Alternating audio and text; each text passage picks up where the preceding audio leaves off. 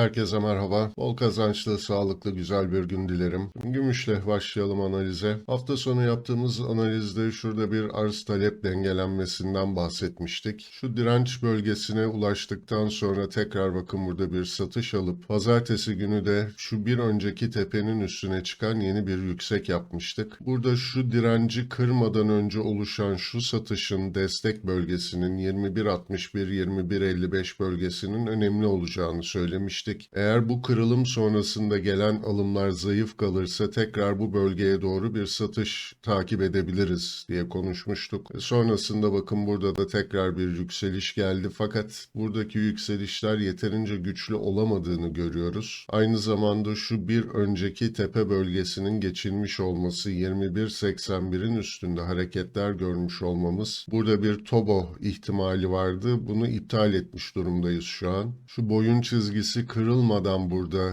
sağ omuzu oluşturmalıydı. Ancak bu kırılımdan dolayı artık burada bir toba ihtimali söz konusu değil. Fakat güçsüz duruşu da yani şu direncin kırılması sonrasında olan hareketlerinde güçsüz olduğunu görüyoruz. Dolayısıyla burada tekrar satışların derinleşme ihtimali var. Bunun için de aşağıda 21.48-21.42 ilk destek bölgemiz olacak. Bunun da altında bir önceki dip bölgemiz 21.24-21.17 gündemde olur. Burada bir çift dip yaptıktan sonra yükselişe dönebilir. Çünkü şu direnç kırıldıktan sonraki alımlar yeterince güçlü gelmiyor. Bunu da bir güç toplama süreci olarak görebiliriz. Aşağıda 21.17 kırılmadığı sürece de bu ihtimaller gündemde olacak. 21.17 kırılacak olursa da aşağıda 20.93, 20.75 ve onun da altında 20.58, 20.69 bölgesi var. Bu 20.58 şöyle de önemli. Bakın haftalık grafiklere dönecek olursak şu son yükselişin düzeltme seviyeleri olarak 20.35'i takip ediyorduk. %61.8 seviyesinin geçtiği. Kısacası bu düşüş de gayet normal olacaktır. Gayet sağlıklı olacaktır. Panik yapmamak gerekir. Ancak 20.35 altında kalıcı olmaya başladığı zaman beklentilerimizin dışında bir gelişme var mı diye bakmaya başlarız. Aksi takdirde bu bölgeye kadar olan satışlar son derece normal karşılanmalı. Ancak şu an için söyleyebileceğimiz ilk olarak bir çift dip ihtimali gündemde.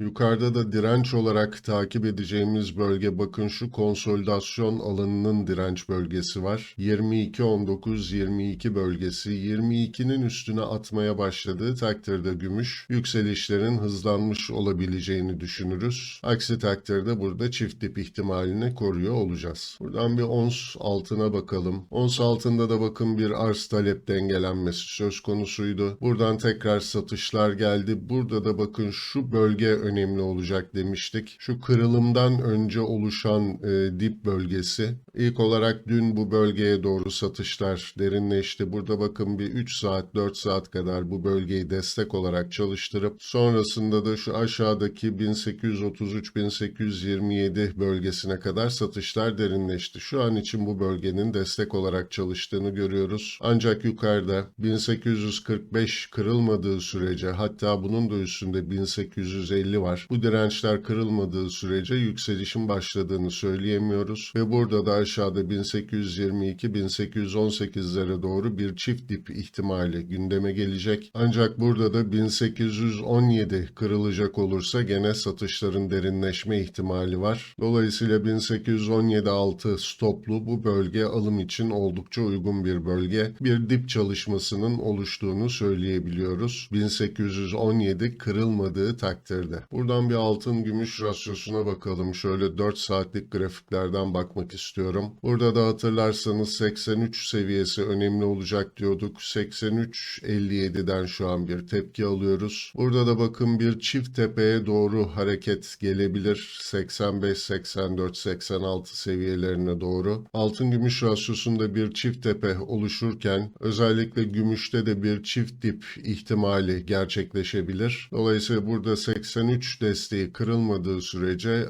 altın ve gümüşte bir alım fırsatı yakalayacağımızı düşünüyorum. Buradan bir platine geçelim. Platini şöyle saatlik grafiklerden bakmak istiyorum. %61.8 seviyesinin geçtiği 927-904 bölgesini destek olarak çalıştırıyor. Hatta bakın burada bir yatay bant oluşturacak mı diye takip ediyorduk. 924-921 direncimiz vardı. Bu direnci de şu an için kırmış durumda. Ve aynı zamanda bakın şu yükseliş sürecinde kırılım öncesi oluşan dip bölgesini yaptıktan sonra bir kırılım görüyoruz. Buradan gelen satışların da gene bu dip bölgesini çalıştırıp ondan sonra güçlü alımları takip ettik. Platinin şu an pozitif bir görünümde olduğunu söyleyebiliyorum. 915 altı hareketler görmediğimiz sürece platinde yönün yukarı olduğunu söyleyebiliriz. Ancak platinin bu güçlü duruşu da bizi yanıltmasın. Şöyle haftalık grafiklere de dönmek istiyorum. Bakın burada gümüşün şu son yükselişin %50 seviyesinden bir dönüş aldığını görüyoruz. Altının gene aynı şekilde %38.2 seviyesinden bir tepki aldığı süreci yaşıyoruz. Ancak platine dönüp baktığımız zaman %61.8 seviyesine kadar düşmüş durumda. Dolayısıyla 948 üstüne attığı takdirde ancak gümüşle aynı seviyeye gelecek. Şu düşüş sürecinde platin biraz daha sert düştü. Dolayısıyla bu tepkinin de normal olduğunu söyleyebiliyoruz. Buradan hızlıca bir paladyuma da bakalım. Paladyumda yükselen dipler söz konusu fakat direnç olarak da bakın yukarıda 1543'ün üstüne atamadığını görüyoruz. Dolayısıyla sıkışan bir süreç söz konusu. Yukarıda 1543 kırılacak mı? Bu önemli paladyum için. Aşağıda da 1485 desteği kırılacak olursa burada da bir çift dip ihtimali 1448-1431'e kadar devam edebilir. 1431 altında da mutlaka stop olmamız gerektiğini lütfen unutmayalım. Burada Brent petrol isteyen arkadaşlar var. Bir de petrole bakalım. Burada aslında değişen bir durum yok. Düşüş trendini takip ediyoruz. Yukarıda 90 seviyesi geçilmediği sürece bu düşüş trendinin korunduğunu kabul ederiz. Aşağıda da ilk destek bölgemiz 65-60 bölgesi. Bu bölgeye kadar olan düşüşler son derece normaldir. Şu son yükselişin %38.2 seviyesinin geçtiği bölgedir. Burada 60 bölgesi kırılacak olursa, 60-65 bölgesi kırılacak olursa da şuradaki bakın konsolidasyon alanının hem direnç bölgesi hem de destek bölgesi %50 ve %61.8 seviyesine denk geliyor. Dolayısıyla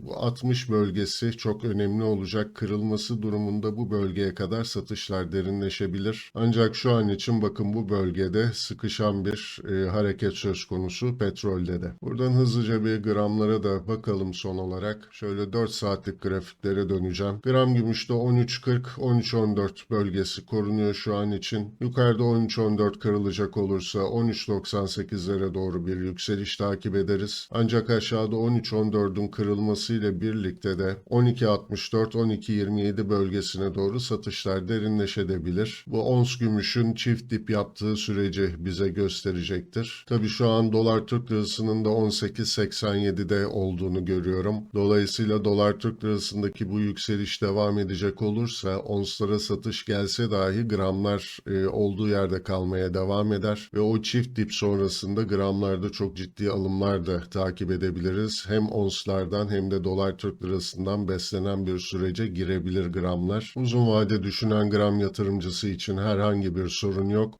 Gramlar zaten kısa vadede yatırım yapılacak bir enstrüman değildir.